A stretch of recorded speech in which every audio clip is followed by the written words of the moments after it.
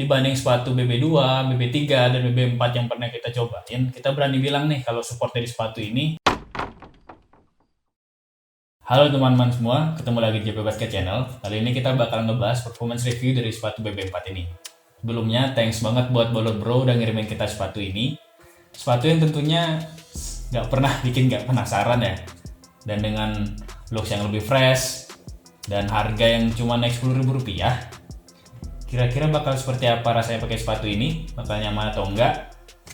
Tapi sebelum kita bahas lebih lanjut, buat kalian yang belum nonton nih video yang sebelumnya kita ngebahas material teknologi dari sepatu BB4 ini, boleh klik link di atas ini. Dan buat kalian yang belum subscribe, boleh dong buat klik tombol subscribe di bagian kanan bawah supaya kita nambah semangat bikin video review kayak gini. Oke, langsung aja kita mulai dari traksi. Waktu pertama kali kita nyoba pakai sepatu ini, menurut kita traksinya itu so-so lah ya. Buat di lapangan indoor maupun di lapangan outdoor itu nggak yang jauh beda, jadi mirip-mirip aja. Dan waktu udah 2-3 kali kita coba pakai, traksinya udah mulai ngangkat debu dan udah beberapa bagian agak kekikis gitu. Nggak bisa bohong sih kalau traksi di sepatu ini tuh emang berasa kurang banget sih teman-teman. Jadi berasa licin gitu. Ya sempat lah beberapa kali kita ngerasain slip itu waktu main pakai sepatu ini. Ya emang traksinya gampang ngangkat debu sih ini. Terus kalau ngomongin durabilitas outsole-nya, ini udah kita pakainya tuh 2 kali di indoor dan 3 kali di outdoor. Nah, kondisi rubbernya tuh kalau bisa dilihat begini nih. Jadi udah banyak bagian yang kekikis gitu teman-teman. Bagian tengah, bagian samping ini sih terutama. Yang kita takutin sih ini rubbernya nggak bakal bertahan lama ya, terutama buat kalian para guard tuh yang sering pakai kaki samping tuh, move-nya sering pakai kaki samping. Kayaknya ini nggak bakal bertahan lama ya, jadi kalau udah mulai kekikis gitu kayaknya agak hati-hati deh buat ngelakuin gerakan-gerakan yang agak ekstrim itu. Dan masih sama ya kayak di sepatu BB3 yang sebelumnya, sepatu ini tuh nggak ngeluarin bunyi decit sama sekali, jadi kita nggak ada bunyi decitnya. Sebenarnya nggak ngaruh ke performance sih, tapi mungkin buat beberapa orang bakal agak kurang seru aja kan kalau nggak ada decit-decitnya gitu. Dan kalau ngomongin heel to toe transition-nya, ini kan sepatunya basicnya di awal tuh kokoh dan kuat gitu ya teman-teman. Jadi waktu pertama make tuh berasa agak flat gitu sih. Tapi waktu udah mulai break-in, udah mulai melunak gitu materialnya, transisi heel ke toe-nya jadi enak sih, jadi smooth gitu kok. Kayaknya gitu aja sih kalau bahas traksi. Kita lanjut bahas cushion. Agak berbeda ya dengan sepatu BB2, BB3. Biasanya kan sepatu Bolot Bro tuh terkenalnya dengan sepatu yang ngasih cushion yang empuk gitu kan. Tapi di sepatu BB4 ini cushionnya tuh berasa lebih ke stiff gitu teman-teman. Apalagi waktu pertama kali make tuh. Kita kurang ngerti juga ya. Mungkin ini harapannya di awal tuh pengen merbaikin kekurangan di sepatu BB2. Itu kan sepatunya saking empuknya jadi berasa agak goyang gitu kan. Jadi mungkin pengennya dibuat lebih stabil, tapi ya kalau ngomongin stabil emang berasa lebih stabil sih. Tapi kalau rasanya jadi stiff gini kok agak sayang gitu ya. Ya walaupun setelah dipakai beberapa kali cushionnya udah mulai break-in, udah mulai melunak gitu, tapi tetap sih nggak bisa berharap banyak sama cushion dari sepatu ini. Paling ya kita bisa berharapnya sama satu-satunya tuh sama insole-nya ini teman-teman. Yang insole ini kan masih sama kayak di BB2, BB3 gitu ya, pakai ortholat foam gini. Yang ini nih selalu sukses sih ngasih kesan pertama yang empuk di sepatu-sepatunya Bolot Bro.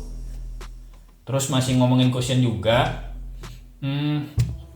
di sepatu ini tuh kadang tuh suka ada rasa-rasa kayak ada waffle gitu di bawah telapak kaki gitu teman-teman. Yang kayak kita bahas di sebelumnya sih, di bawah insole tuh kan kayak ada bentuk-bentukan kotak-kotak, lubang-lubang gitu ya teman-teman. Ya apalagi waktu pertama kali make tuh, ini berasa banget ada kotak-kotak terutama di bagian belakang nih, bagian belakang telapak kaki. Kekurangannya sih waktu insole-nya ini udah mulai mengempis ya, insole ini kan bakal bottom up. Nah yang kita takutin ini bakal berasa nggak nyaman banget tuh buat di telapak kaki kita. Ini kan agak aneh kan kalau berasa ada kotak-kotak gitu. Tapi ternyata setelah kita pakai beberapa kali, ini bentukan kotak-kotaknya ini udah mulai agak melunak gitu ya. Jadi yang awalnya tidak lurus ini udah jadi agak miring-miring gitu. Ya agak mendingan lah. agak mendingan lah, nggak yang terlalu sering berasa ada kotak-kotak di bawah kaki gitu, jadi agak jarang-jarang gitu kan. Ya kalau dibilang sih agak unik ya, kita kayak belum pernah sih nemu setup cushion yang begini yang berasa kotak-kotak di bawah kaki ini. Kita mikirnya kenapa ya pakai beginian, mungkin apa ini salah satu cara buat ngurangin bobot sepatunya yang yang kayak kita bilang sebelumnya, sepatu ini tuh kalau dibandingin BB2 dan BB3, sepatu ini tuh punya berat bobot yang paling berat sih. Jadi kalau pakai sepatu ini berasa banget dah kalau pakai sepatu banget gitu kalau kita bilang. Jadi kayaknya gitu aja sih kalau ngomongin cushion. Lanjut bahas upper material.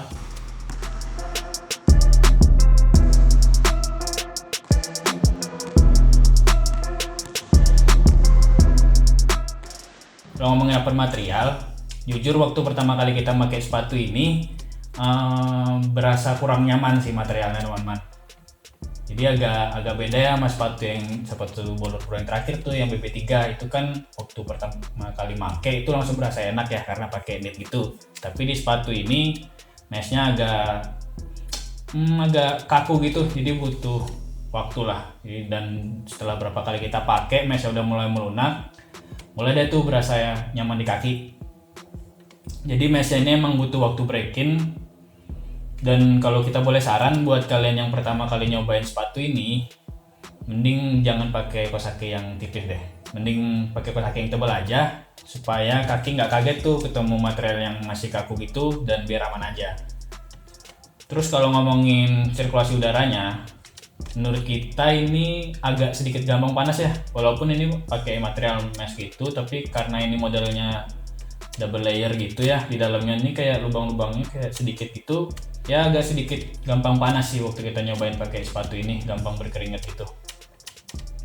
Terus kalau lanjut bahas padding, ini di bagian lidah, walaupun paddingnya nggak yang tebel, tapi mungkin karena adanya kulit sintetis di bagian depan ini jadi aman-aman aja sih, nggak yang berasa sakit sih, walaupun ikat talinya yang kencang atau walaupun ikat talinya sampai di atas lubang yang paling atas ini aman-aman aja.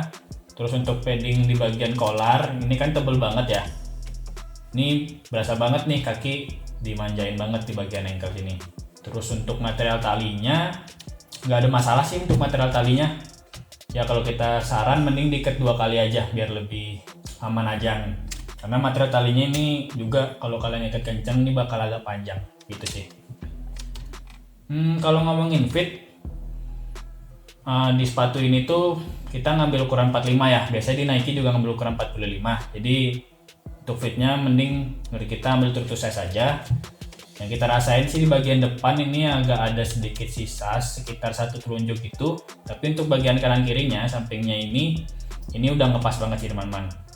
Untuk pertimbangan downsize kayaknya jangan deh kalau menurut kita. Karena takutnya di bagian sampingnya ini malah sempit banget, malah nggak baik buat kaki juga kan. Dan tipe sepatu ini tuh di bagian depan atas nih teman-teman ini agak roomy gitu. Jadi kalau mau lockdown yang enak, mau nggak mau kan ngikat tali sepatunya yang kencang gitu ya. Efeknya itu agak ada tekukan gitu sih, kayak gini nih, ada tekuk gitu di bagian atasnya. Paling enggak ini enggak yang terlalu nekuk kayak di rubbernya BB2, BB3 gitu. Paling enggak ini enggak yang sebanyak itu sih, enggak yang terlalu ganggu banget juga. Jadi gitu sih buat saran size, menurut kita mending terus size aja ya teman-teman. Jadi gitu aja, lanjut bahas support. Dibanding sepatu BB2, BB3, dan BB4 yang pernah kita cobain, kita berani bilang nih kalau support dari sepatu ini yang paling enak teman-teman, jadi yang paling berasa stabil deh. Ya kita lihat aja, ini nih penerapan mesh yang cukup tebal ini, ditambah dengan adanya fuse material di bagian depan ini, terus ditambah lagi dengan adanya midsole yang runcing-runcing yang dinaikin ini tuh emang